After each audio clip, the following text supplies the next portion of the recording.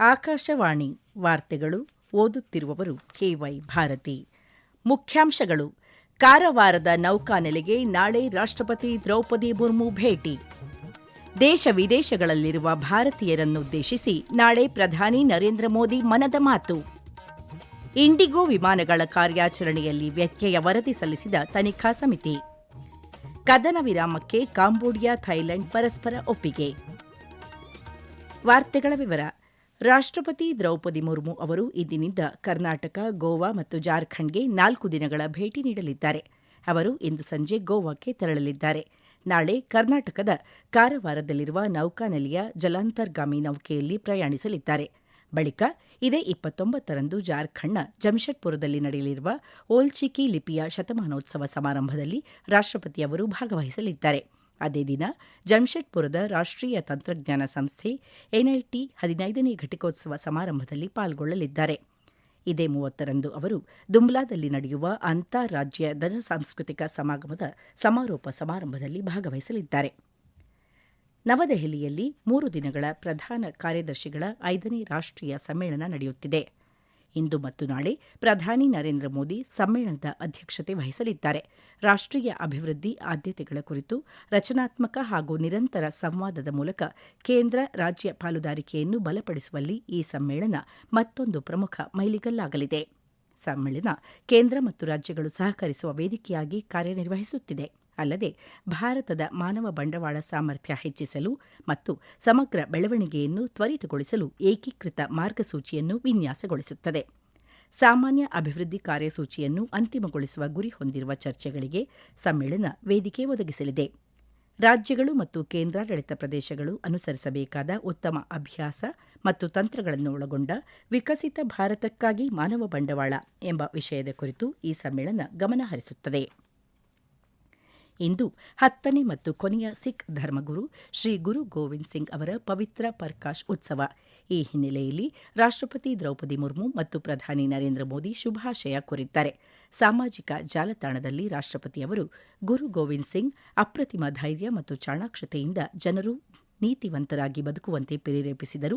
ಅವರು ತಮ್ಮ ಅನುಯಾಯಿಗಳನ್ನು ನ್ಯಾಯ ಮತ್ತು ಸ್ವಾಭಿಮಾನದ ಆದರ್ಶಗಳನ್ನು ಮೈಗೂಡಿಸಿಕೊಳ್ಳುವಂತೆ ಹಾಗೂ ಅತ್ಯಂತ ಪ್ರಬಲ ವಿರೋಧಿಗಳನ್ನು ಧೈರ್ಯದಿಂದ ಎದುರಿಸುವ ಶಕ್ತಿಯಾಗಿ ಬೆಸೆದರು ಎಂದು ಹೇಳಿದ್ದಾರೆ.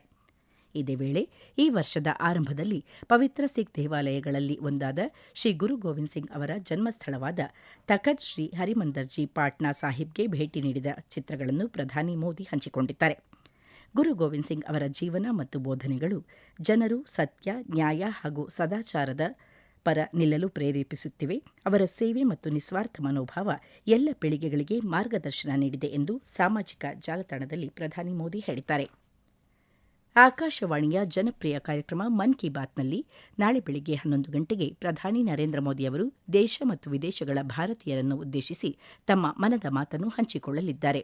ಇದು ಮನ್ ಕಿ ಬಾತ್ನ 129ನೇ ಆವೃತ್ತಿಯಾಗಿದೆ. ಈ ಕಾರ್ಯಕ್ರಮ ಎಲ್ಲ ಆಕಾಶವಾಣಿ ಮತ್ತು ದೂರದರ್ಶನ ವಾಹಿನಿಗಳು, ಆಕಾಶವಾಣಿ ಸುದ್ದಿ ಜಾಲತಾಣ ಮತ್ತು ನ್ಯೂಸ್ ಆನ್ ಏರ್ ಮೊಬೈಲ್ ಅಪ್ಲಿಕೇಶನ್ನಲ್ಲಿ ಪ್ರಸಾರವಾಗಲಿದೆ.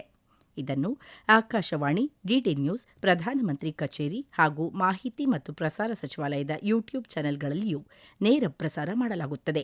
ಹಿಂದಿ ಪ್ರಸಾರದ ನಂತರ ಪ್ರಾದೇಶಿಕ ಭಾಷೆಗಳಲ್ಲಿ ಕಾರ್ಯಕ್ರಮವನ್ನು ಪ್ರಸಾರ ಮಾಡಲಾಗುವುದು. ನಾಗರಿಕ ವಿಮಾನಯಾನ ನಿರ್ದೇಶನಾಲಯದ ಜಂಟಿ ಮಹಾನಿರ್ದೇಶಕ ಸಂಜಯ್ ಕೆ ಬ್ರಹ್ಮಣೆ ನೇತೃತ್ವದ ತನಿಖಾ ಸಮಿತಿಯು ಇತ್ತೀಚೆಗೆ ಇಂಡಿಗೋ ವಿಮಾನಗಳ ಕಾರ್ಯಾಚರಣೆಯಲ್ಲಿ ಉಂಟಾದ ಅಡಚಣೆಗಳ ಕುರಿತು ತನ್ನ ವರದಿ ಸಲ್ಲಿಸಿದೆ. ದೇಶಾದ್ಯಂತ ವಿಮಾನ ಕಾರ್ಯಾಚರಣೆಯಲ್ಲಿ ಉಂಟಾದ ಅಡಚಣೆಗಳಿಗೆ ಕಾರಣವಾದ ಅಂಶಗಳ ಕುರಿತು ಸಮಗ್ರ ತನಿಖೆ ನಡೆಸಲು ಡಿಸೆಂಬರ್ 5ರಂದು 4 ಸದಸ್ಯರ ಸಮಿತಿಯನ್ನು ನಾಗರಿಕ ವಿಮಾನಯಾನ ನಿರ್ದೇಶನಾಲಯ ರಚಿಸಿತ್ತು. ಈ ಸಮಿತಿ ನಿನ್ನೆ ಸಂಜೆ ತನ್ನ ವರದಿಯನ್ನು ಸಲ್ಲಿಸಿದೆ. ದೇಶಾದ್ಯಂತ ಏಕರೂಪದ ಭಯೋತ್ಪಾದನಾ ನಿಗ್ರಹ ದಳ ಎಟಿಎಸ್ ರಚಿಸುವಂತೆ ಕೇಂದ್ರ ಗೃಹ ಸಚಿವ ಅಮಿತ್ ಶಾ ಕರೆ ನೀಡಿದ್ದು, ಇದನ್ನು ಆದಷ್ಟು ಶೀಘ್ರ ಜಾರಿಗೆ ತರುವಂತೆ ರಾಜ್ಯ ಪೊಲೀಸ್ ಮಹಾನಿರ್ದೇಶಕರಿಗೆ ನಿರ್ದೇಶನ ನೀಡಿದ್ದಾರೆ. ದೇಶಾದ್ಯಂತ ಏಕರೂಪದ ಎಟಿಎಸ್ ರಚನೆಯು ಪ್ರತಿ ಹಂತದಲ್ಲೂ ಭಯೋತ್ಪಾದಕ ದಾಳಿಗಳನ್ನು ಎದುರಿಸಲು ಪೊಲೀಸರಿಗೆ ಒಂದೇ ಮಾದರಿಯ ಸಿದ್ಧತೆಗೆ ಅವಕಾಶ ಒದಗಿಸುತ್ತದೆ ಎಂದು ಅವರು ಹೇಳಿದರು. ನವದೆಹಲಿಯಲ್ಲಿ ರಾಷ್ಟ್ರೀಯ ತನಿಖಾ ಸಂಸ್ಥೆ ಆಯೋಜಿಸಿದ್ದ 2 ದಿನಗಳ ಭಯೋತ್ಪಾದನಾ ನಿಗ್ರಹ ಸಮ್ಮೇಳನ 2025 ಉದ್ದೇಶಿಸಿ ಅವರು ಮಾತನಾಡಿದರು. ಏಕರೂಪದ ಎಟಿಎಸ್ ರಚನೆ ನಿಟ್ಟಿನಲ್ಲಿ ಎನ್ಐಎ ವ್ಯಾಪಕವಾಗಿ ಕೆಲಸ ಮಾಡಿದೆ. ಅಲ್ಲದೆ ಈ ಕುರಿತ ಮಾಹಿತಿಯನ್ನು ಈಗಾಗಲೇ ರಾಜ್ಯ ಪೊಲೀಸ್ ಪಡೆಗಳೊಂದಿಗೆ ಹಂಚಿಕೊಂಡಿದೆ. ಏಕರೂಪದ ಎಟಿಎಸ್ ರಚನೆಯು ದೇಶಾದ್ಯಂತ ಪ್ರತಿ ಹಂತದಲ್ಲೂ ಪ್ರಮಾಣೀಕೃತ ಸನ್ನದ್ದತೆ ಮತ್ತು ಪ್ರತಿಕ್ರಿಯೆ ಕಾರ್ಯವಿಧಾನಗಳನ್ನು ಖಚಿತಪಡಿಸುತ್ತದೆ ಎಂದು ಸಚಿವ ಅಮಿತ್ ಶಾ ತಿಳಿಸಿದರು. ಈ ವಾರ್ತೆಗಳನ್ನು ಆಕಾಶವಾಣಿಯಿಂದ ಕೇಳುತ್ತಿದ್ದೀರಿ.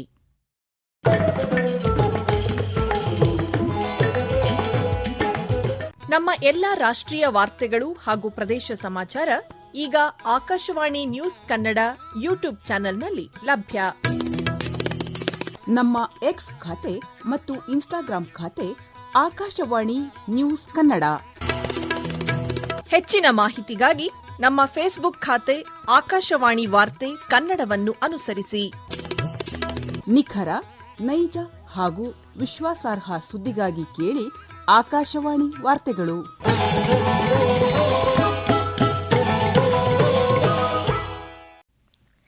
ಕೇರಳದ ಶಬರಿಮಲೈ ಅಯ್ಯಪ್ಪಸ್ವಾಮಿ ದೇವಸ್ಥಾನದಲ್ಲಿ 41 ದಿನಗಳ ಮಂಡಲ ವ್ರತದ ಅತ್ಯಂತ ಪವಿತ್ರ ಆಚರಣೆಯಾದ ಮಂಡಲ ಪೂಜೆ ಇಂದು ನಡೆಯಲಿದೆ.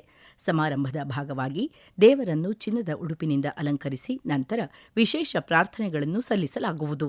ತಿರುವಾಂಕೂರು ದೇವಸ್ವಂ ಮಂಡಳಿಯು ಜನಸಂದಣಿ ನಿರ್ವಹಣೆ, ಭದ್ರತೆ, ವೈದ್ಯಕೀಯ ಸೇವೆ ಮತ್ತು ಯಾತ್ರಿಕರಿಗಾಗಿ ಅಗತ್ಯ ಸೌಲಭ್ಯಗಳ ವ್ಯವಸ್ಥೆ ಕಲ್ಪಿಸಿದೆ. ಅಧಿಕೃತ ಮಾರ್ಗಸೂಚಿಗಳ ಪ್ರಕಾರ ಮಂಡಲ ಪೂಜೆಯ ಅವಧಿಯಲ್ಲಿ ದರ್ಶನದ ಸುಗಮ ನಿರ್ವಹಣೆಗಾಗಿ ವರ್ಚುವಲ್ ಕ್ಯೂ ಮತ್ತು ಸೀಮಿತ ಸ್ಥಳ ಬುಕಿಂಗ್ಗಳ ವ್ಯವಸ್ಥೆ ಮಾಡಲಾಗಿದೆ. ಮಂಡಲ ಪೂಜೆಯ ನಂತರ ದೇವಾಲಯ ಮುಚ್ಚಲ್ಪಟ್ಟು ಮಕರವಿಳಕ್ಕು ತೀರ್ಥಯಾತ್ರೆಯ ಋತುವಿನ ದಿನವಾದ ಡಿಸೆಂಬರ್ 30ರಂದು ಮತ್ತೆ ದೇವಾಲಯವನ್ನು ತೆರೆಯಲಾಗುವುದು. ಥೈಲ್ಯಾಂಡ್ ಮತ್ತು ಕಾಂಬೋಡಿಯಾ ಕದನ ವಿರಾಮಕ್ಕೆ ಸಹಿ ಹಾಕಿವೆ. ಥೈಲ್ಯಾಂಡ್ನ ಚಾಂಥಾಬುರಿ ಪ್ರಾಂತ್ಯದ ಗಡಿಯಲ್ಲಿ ಇಂದು ಥೈಲ್ಯಾಂಡ್ ಮತ್ತು ಕಾಂಬೋಡಿಯಾದ ರಕ್ಷಣಾ ಸಚಿವರು ಈ ಒಪ್ಪಂದಕ್ಕೆ ಸಹಿ ಹಾಕಿದರು. ಜುಲೈನಲ್ಲಿ ಕದನ ವಿರಾಮ ವಿಫಲವಾದ ನಂತರ ಈ ತಿಂಗಳ ಆರಂಭದಲ್ಲಿ ಉಭಯ ದೇಶಗಳ ನಡುವೆ ಸಂಘರ್ಷ ತೀವ್ರಗೊಂಡಿತು. ಪ್ರೀಹ್ ವಿಹಾರ್ ದೇಗುಲಕ್ಕೆ ಸಂಬಂಧಪಟ್ಟಂತೆ ಎರಡೂ ದೇಶಗಳ ನಡುವೆ ದಶಕಗಳಿಂದ ಘರ್ಷಣೆಗಳು ಏರ್ಪಟ್ಟಿವೆ. ಈ ದೇವಾಲಯವು ಕಾಂಬೋಡಿಯಾಗೆ ಸೇರಿದೆ ಎಂದು 1962ರಲ್ಲಿ ಅಂತಾರಾಷ್ಟ್ರೀಯ ನ್ಯಾಯಾಲಯ ತೀರ್ಪು ನೀಡಿದ್ದರೂ ಸಹ ದೇವಾಲಯ ಮತ್ತು ಸುತ್ತಮುತ್ತಲಿನ ಪ್ರದೇಶದ ಭೂ ಒಡೆತನಕ್ಕೆ ಸಂಬಂಧಿಸಿದಂತೆ ಎರಡೂ ದೇಶಗಳ ನಡುವೆ ಪದೇ ಪದೇ ಸೇನಾ ಸಂಘರ್ಷ ನಡೆಯುತ್ತಲೇ ಇದೆ. ಉಕ್ರೇನ್ ರಾಜಧಾನಿ ಕೈವ್ ನಗರದ ಮೇಲಿಂದು ಮುಂಜಾನೆ ರಷ್ಯಾದ ಭದ್ರತಾ ಪಡೆಗಳು ದಾಳಿ ನಡೆಸಿವೆ. ನಗರದಲ್ಲಿ ಭಾರೀ ಸ್ಫೋಟಗಳ ಸದ್ದು ಕೇಳಿಬಂದಿತು ಎಂದು ಪ್ರತ್ಯಕ್ಷದರ್ಶಿಗಳು ಮಾಹಿತಿ ನೀಡಿದ್ದಾರೆ. ರಷ್ಯಾದ ವಾಯುಪಡೆ ಹೈಪರ್ಸಾನಿಕ್ ಕ್ಷಿಪಣಿಗಳು, ಬ್ಯಾಲಿಸ್ಟಿಕ್ ಕ್ಷಿಪಣಿಗಳು ಮತ್ತು ಕಲಿಬರ್ ಕ್ರೂಸ್ ಕ್ಷಿಪಣಿಗಳನ್ನು ಉಡಾಯಿಸಿದೆ. ಕೈವ್ ಮತ್ತು ಸುತ್ತಮುತ್ತಲಿನ ಪ್ರದೇಶಗಳಲ್ಲಿ ವಿದ್ಯುತ್ ಕಡಿತಗೊಂಡಿದೆ ಎಂದು ಸ್ಥಳೀಯ ಮಾಧ್ಯಮಗಳು ವರದಿ ಮಾಡಿವೆ. ಉಕ್ರೇನ್ ಅಧ್ಯಕ್ಷ ವೊಲೋಡಿಮಿರ್ ಝೆಲೆನ್ಸ್ಕಿ ಮತ್ತು ಅಮೆರಿಕ ಅಧ್ಯಕ್ಷ ಡೊನಾಲ್ಡ್ ಟ್ರಂಪ್ ನಡುವಿನ ಸಭೆಗೆ ಕೇವಲ ಒಂದು ದಿನದ ಮೊದಲು ಈ ದಾಳಿ ನಡೆದಿದೆ. ಫ್ಲೋರಿಡಾದಲ್ಲಿ ನಾಳೆ ರಷ್ಯಾ ಉಕ್ರೇನ್ ಯುದ್ಧ ನಿಲ್ಲಿಸುವ ಸಂಬಂಧ ಝೆಲೆನ್ಸ್ಕಿ ಮತ್ತು ಟ್ರಂಪ್ ಚರ್ಚೆ ನಡೆಸಲಿದ್ದಾರೆ. ಸೊಮಾಲಿಯಾದಿಂದ ಬೇರ್ಪಟ್ಟ ಸೊಮಾಲಿಲ್ಯಾಂಡ್ ಪ್ರದೇಶವನ್ನು ಸ್ವತಂತ್ರ ರಾಷ್ಟವೆಂದು ಔಪಚಾರಿಕವಾಗಿ ಗುರುತಿಸಿದ ಮೊದಲ ದೇಶ ಇಸ್ರೇಲ್ ಆಗಿದೆ. ಕೃಷಿ, ಆರೋಗ್ಯ ಮತ್ತು ತಂತ್ರಜ್ಞಾನ ಕ್ಷೇತ್ರದಲ್ಲಿನ ಸಹಕಾರವನ್ನು ತಕ್ಷಣವೇ ವಿಸ್ತರಿಸಲು ಇಸ್ರೇಲ್ ಉದ್ದೇಶಿಸಿದೆ ಎಂದು ಇಸ್ರೇಲ್ ಪ್ರಧಾನಿ ಬೆಂಜಮಿನ್ ನೆತನ್ಯಾಹು ಹೇಳಿದ್ದಾರೆ. ಇಸ್ರೇಲ್ ಸೊಮಾಲಿಲ್ಯಾಂಡ್ ಪೂರ್ಣ ರಾಜತಾಂತ್ರಿಕ ಸಂಬಂಧಗಳನ್ನು ಸ್ಥಾಪಿಸಲು ಒಪ್ಪಿಕೊಂಡಿವೆ. ಇದರಲ್ಲಿ ರಾಯಭಾರಿಗಳ ನೇಮಕಾತಿ ಮತ್ತು ರಾಯಭಾರ ಕಚೇರಿಗಳ ತೆರೆಯುವಿಕೆ ಸೇರಿದೆ ಎಂದು ಇಸ್ರೇಲ್ ವಿದೇಶಾಂಗ ಸಚಿವ ಗಿಡಿಯಾನ್ ಸಾರ್ ತಿಳಿಸಿದ್ದಾರೆ. ಸೊಮಾಲಿಲ್ಯಾಂಡ್ ಅಧ್ಯಕ್ಷ ಅಬ್ದಿ ರೆಹಮಾನ್ ಮೊಹಮ್ಮದ್ ಅಬ್ದುಲ್ಲಾಹಿ ಈ ಕ್ರಮವನ್ನು ಐತಿಹಾಸಿಕ ಕ್ಷಣ ಎಂದು ಬಣ್ಣಿಸಿದ್ದಾರೆ. ಉನ್ನಾವ್ ಅತ್ಯಾಚಾರ ಪ್ರಕರಣದಲ್ಲಿ ಉತ್ತರ ಪ್ರದೇಶದ ಮಾಜಿ ಶಾಸಕ ಕುಲ್ದೀಪ್ ಸಿಂಗ್ ಸೆಂಗಾರ್ ಅವರಿಗೆ ಜೀವಾವಧಿ ಶಿಕ್ಷೆಯನ್ನು ಅಮಾನತುಗೊಳಿಸಿ ಜಾಮೀನು ನೀಡಿದ ದೆಹಲಿ ಹೈಕೋರ್ಟ್ ಆದೇಶವನ್ನು ಪ್ರಶ್ನಿಸಿ ಕೇಂದ್ರ ತನಿಖಾ ದಳ ಸಿಬಿಐ ಸುಪ್ರೀಂ ಕೋರ್ಟ್ ಮೊರೆ ಹೋಗಿದೆ. ಹೈಕೋರ್ಟ್ ತೀರ್ಪಿನ ವಿರುದ್ಧ ಸಿಬಿಐ ನಿನ್ನೆ ಸುಪ್ರೀಂ ಕೋರ್ಟ್ನಲ್ಲಿ ವಿಶೇಷ ರಜೆ ಅರ್ಜಿ ಸಲ್ಲಿಸಿದೆ. ಕುಲ್ದೀಪ್ ಸಿಂಗ್ ಅವರಿಗೆ ವಿಧಿಸಿದ್ದ ಜೀವಾವಧಿ ಶಿಕ್ಷೆಯ ವಿರುದ್ಧದ ಮೇಲ್ಮನವಿ ಬಾಕಿ ಇರುವಾಗ ಅವರ ಶಿಕ್ಷೆಯನ್ನು ಅಮಾನತುಗೊಳಿಸುವಂತೆ ಹೈಕೋರ್ಟ್ ಈ ವಾರದ ಆರಂಭದಲ್ಲಿ ಆದೇಶಿಸಿತ್ತು ಮತ್ತು ಅವರಿಗೆ ಷರತ್ತುಬದ್ಧ ಜಾಮೀನು ಸಹ ನೀಡಿತ್ತು. ಈಗ ಕೊನೆಯಲ್ಲಿ ಮತ್ತೊಮ್ಮೆ ವಾರ್ತೆಗಳ ಮುಖ್ಯಾಂಶಗಳು. ಕಾರವಾರದ ನೌಕಾನೆಲೆಗೆ ನಾಳೆ ರಾಷ್ಟ್ರಪತಿ ದ್ರೌಪದಿ ಮುರ್ಮು ಭೇಟಿ. ದೇಶ ವಿದೇಶಗಳಲ್ಲಿರುವ ಭಾರತೀಯರನ್ನುದ್ದೇಶಿಸಿ ನಾಳೆ ಪ್ರಧಾನಿ ನರೇಂದ್ರ ಮೋದಿ ಮನದ ಮಾತು. ಇಂಡಿಗೋ ವಿಮಾನಗಳ ಕಾರ್ಯಾಚರಣೆಯಲ್ಲಿ ವ್ಯತ್ಯಯ, ವರದಿ ಸಲ್ಲಿಸಿದ ತನಿಖಾ ಸಮಿತಿ. ಕದನ ವಿರಾಮಕ್ಕೆ ಕಾಂಬೋಡಿಯಾ, ಥೈಲ್ಯಾಂಡ್ ಪರಸ್ಪರ ಒಪ್ಪಿಗೆ. ಇಲ್ಲಿಗೆ ವಾರ್ತಾ ಪ್ರಸಾರ ಮುಕ್ತಾಯವಾಯಿತು. ನಮ್ಮ ಮುಂದಿನ ವಾರ್ತಾ ಪ್ರಸಾರ ಮಧ್ಯಾಹ್ನ 2:30ಕ್ಕೆ.